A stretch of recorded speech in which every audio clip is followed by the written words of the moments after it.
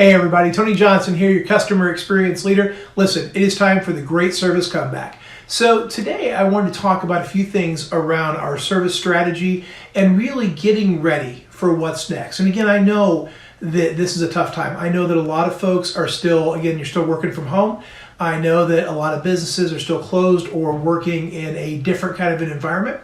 And I think that one of the things we all have to consider is that, again, this is not going to be forever. This is not going to be one of those things that goes on endlessly. I know some days it can feel like that. And that is really why today I want to talk about, let's get ahead of this. Let's talk about what we can do next. And Melissa Brown, I see you watching, so thank you so much for being there. And again, if you're on, give us some likes and throw some comments in there. I love it. It really inspires us to keep on moving forward. So, you know, when I think about what it takes to drive fantastic success within the Great Service Comeback, I'm thinking a lot about the cashier I had at Publix today. And when I think about that cashier, one of the things I noticed is this person tended to smile through their mask. You know, they were all wearing the mask. They were behind a big shield. There was a big sign saying for your safety. And I was so surprised that the cashier who waited on me, she was so happy. She was doing such a great job. I will tell you that you could see her smiling through her mask. You could actually see it crinkling up. You could see the crinkles by her eyes. You know how they always say you smile with your eyes. It was a fantastic way to really take care of folks. So, you know, today, that was really one of the things I wanted to lead off with. But, you know, the other piece is, as we talk about the Great Service Comeback, it is going to be one of these things that sets us up so well for the future. And so there are 4 key strategies and pillars. And I know it is so easy to say, oh gosh, a pillar, another acronym, another service model. But there's some oomph behind this because it's going to make us think. It's going to make us stay on track. And so I want you to think about 4 things. I want you to think about safety, hospitality, quality, and simplicity. And so today I'm going to start by digging in on the tactical moves, because let's face it, strategy's fine, but you have to dig in and say, what does this mean when I'm looking at someone eyeball to eyeball to say I am safe? And so, you know, let's talk about restaurants, for example, and even to some extent, airlines and things like that are all going to have to think about what it's going to mean to serve inside of the new normal. And that's going to mean things like being spaced out. You know, I think the days of seeing lines on the floor, they are only going to grow and grow to keep us, I think, more distanced over time. You know, I was with my wife at a restaurant not too long ago before all this happened.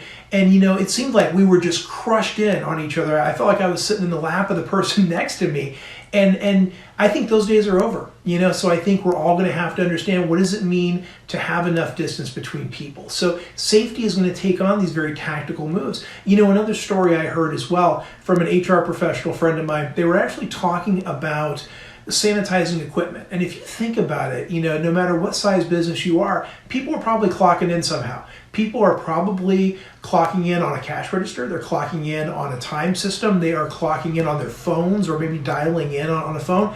Think about all the touches. And so it becomes very obvious that you want to keep those sanitized and sanitary, but that doesn't mean dumping a gallon of bleach on them. So my HR friend had told me, you know, she said, listen, we actually sent out job aids on how to sanitize the cash registers and the time clocks. We actually took the time to do that, yet people were still over sanitizing these things. And so the next thing you know, there's cash registers getting broken. And if you ever bought a cash register, I will tell you, they can be hundreds, if not thousands of dollars. And so that is my biggest tip to you as you start to think about, you know, normalizing, coming back to work, bringing your teams back. And remember, we talked earlier about staying in contact with those that may be on furlough or laid off so that they completely understand what's happening.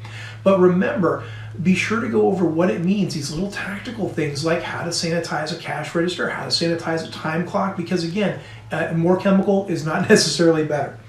The other thing that I want to do today when I think about safety is this idea of understanding what it's going to mean to, you know, whether we're going to wear face coverings, whether it's going to mean, you know, additional hand washing, you know. And in restaurants, I think they've always been great about hand washing, but really doubling down on the 20 seconds, you know, singing happy birthday twice, those kind of things, and making sure that these don't go away, because this is one of those things where it could end up being cyclical every year. It could end up being something we have to talk about a little more every year.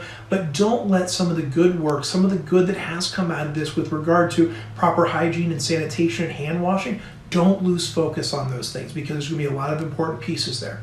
shout out to the Orlando and the Lakeland Chamber of Commerce as well. I got some notes around them today, and I will tell you, it has been hard on a lot of small businesses, and I've been connecting with a lot of them here in the Lakeland and Orlando area to talk about what does it mean to start back up, what does it mean to get ready, what does it mean to serve in the new marketplace.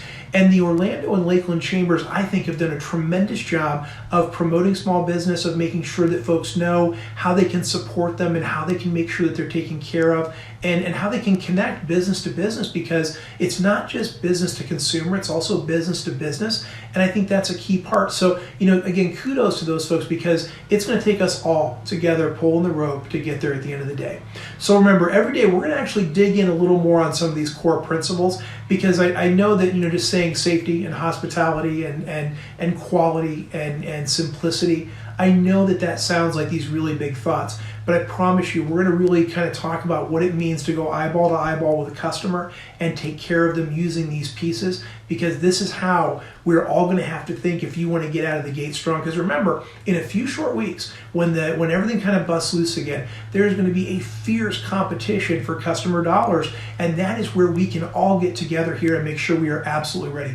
Because with a little kindness, a little extra imagination, a little creativity, it is going to be a fantastic opportunity for you, not just to walk, but to run and jump, leapfrog ahead of those who are also competing for a finite amount of dollars, and to win and to succeed.